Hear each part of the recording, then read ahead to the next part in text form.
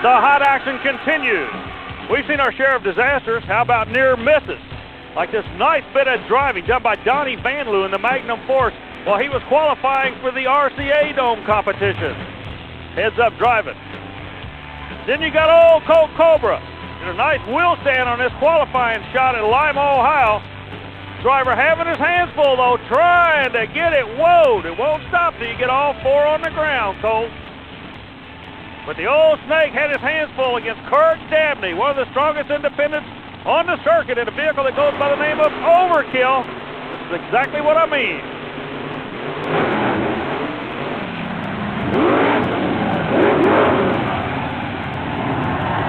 Something's got to be touching before gravity will stop a moving vehicle. It's as simple as that.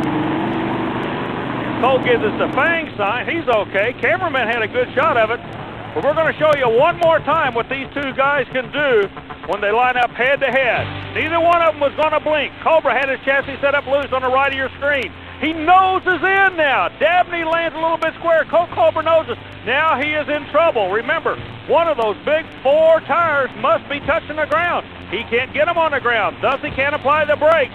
The driver literally has his hand full, similar to a fighter pilot trying to land a crippled aircraft.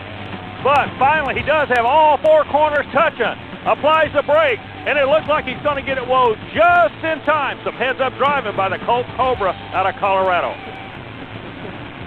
The driver's out of the truck. He's okay. Jim Kramer's checking the rear suspension of the truck.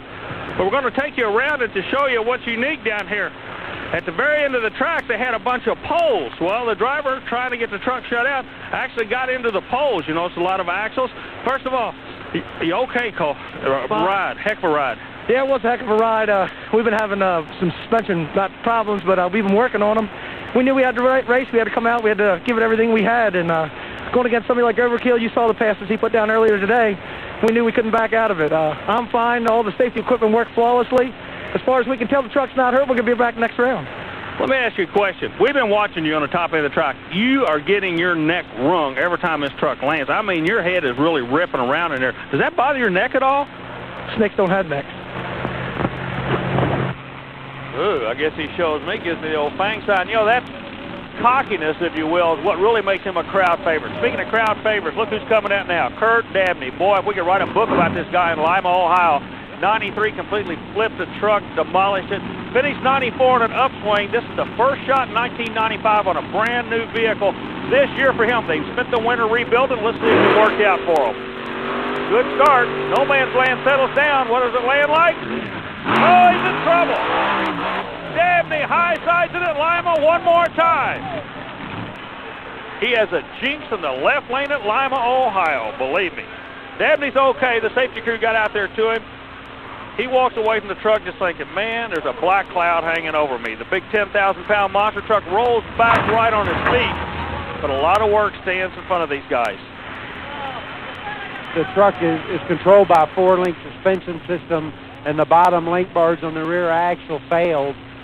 We're not sure what stressed them out. The track's hard. The traction's good.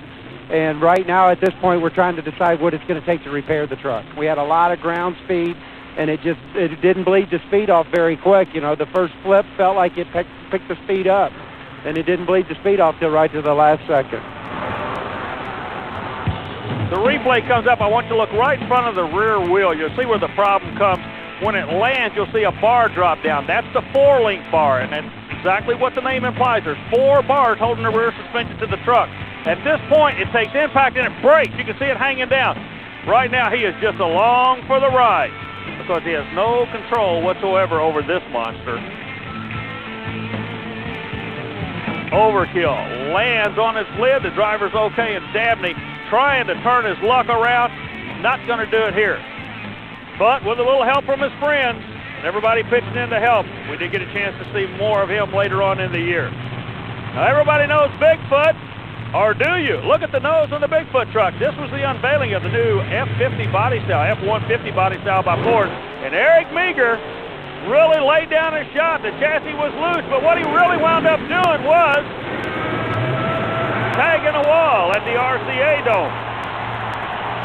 Meager in good shape. The crew goes over, gets a thumb up. He's ready to go. The replay comes up, and I want you to notice how the attitude of the truck is. Truck on the far side stays basically level. Meager is up in the air. The back tires kick it over. Same problem we've had before. If you don't have something touching the ground, you can't stop. At this point in time, all he's trying to do is pick out a soft spot because, believe me, he's going to dot the I in Indianapolis right now. And at that time, his crew sprang into action, knowing if there's any way possible, they wanted to get that truck back into nice action. Eric, you have any idea? You did what you had to do. I mean, you had to get it back down before you hit the brakes. That's right. It came up over top of me. I know I was running low on space here. As you can see, we're indoors. We're still racing hard. Very competitive. Ford's not backing down. We're going to assess the damage. I don't see any real reason why we can't come back, but I really haven't looked at it yet. But we're coming back. Hopefully we're coming back real strong. Thanks for coming over. Get back to work. Thank you. And coming back strong is exactly what they did. The crew member goes over, assesses the damage to the truck. Looks like the truck's better off than the wall. All the safety systems worked on the truck. The fuel cell stayed intact. All the welds stayed together. The big question was, did Bigfoot make it through the night? Well, he indeed did. As a matter of fact, went to another round of competition before going to the finals against the overkill Ford of Kirk Dabney. And he took the win, ladies and gentlemen, like the Phoenix. He came back one more time. With all the mayhem we've seen, it's easy to overlook some of the great performances by some of the fantastic monster trucks.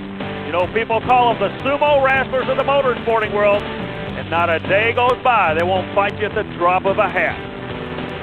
Dan Patrick has been in the sport for many years, and on this run, he became the first monster truck to break the 5-second barrier on a 200-foot track. Patrick rolls out and has every Chevrolet person in America grinning from ear to ear because they are a part of history now, the first to go under 5. But that didn't last very long. In the far lane, Andy Brass, the winningest monster truck driver of all time, claimed the record and bumped it to a 491 while he was running against his teammate Dan Runties in the final of the last race of the season in Canfield, Ohio.